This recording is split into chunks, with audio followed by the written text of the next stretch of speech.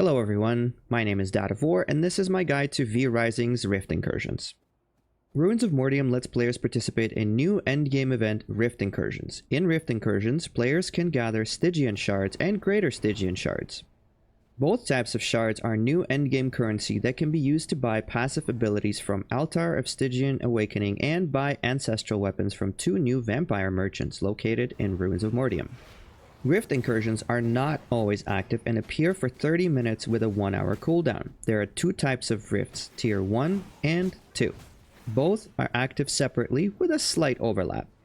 Both tiers of incursions will be marked on your map and can be tracked if you've built Eye of Mortium. Event timer will appear at the bottom right of your world map. To complete a Rift Incursion, you need to head to the center of one of the areas marked on your map. There, at the main summoning circle, you will see a big red crystal which will have a faint black beam pointing to a new area. You need to kill all Draklin in that area. After that, the crystal will explode and some shards will land on the ground.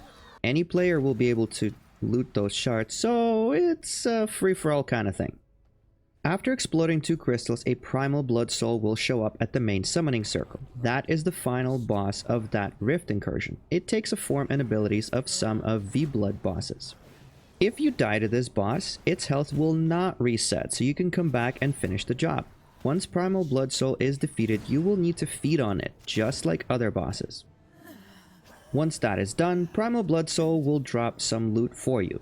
Loot may include but not guarantee a tier 3 or 4 jewel and possibly an ancestral weapon. After defeating and feeding on primal blood soul, the final crystal will explode and a lot more shards will drop on the ground. Yay! You won! Now go do that again while the time allows you to. If, however, the Rift Incursion timer expires while you are fighting primal blood soul, no shards or loot will be dropped and the boss will disappear. Stygian Shards can be used to purchase tier 1 passive abilities for 400 shards and level 20 ancestral weapons for 750 shards. Greater Stygian Shards can be used to purchase tier 2 passive abilities for 600 shards and tier 3 passive abilities for 1000 shards. They can also be used to purchase level 30 ancestral weapons for 1500 Greater Stygian Shards. Another fun fact is when buying ancestral weapons with Greater Stygian Shards, you can get lucky and get a legendary ancestral weapon with unique weapon abilities. Both types of shards can be used to summon creatures with Stygian Summoning Circle to gain books, gems, and alchemy materials.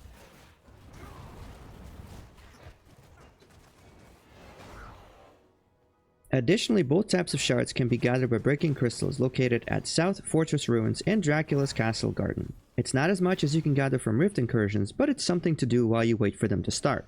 Greater Stygian Shards can also be used to make tier 4 spell jewels, which have a total of 4 special properties, 1 extra from tier 3.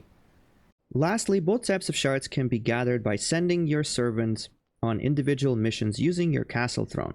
Best servants for the job are the Draklin from New Zone, as they get Ruins of Mortium Hunter buff, which increases the amount of loot gathered by 20% from those missions. Last but not least, Gem Cutting Table can convert Stygian Shards into Greater Stygian Shards at 9:1 ratio. If you found this video useful, like it and leave a comment. For more vrising content, subscribe to my channel.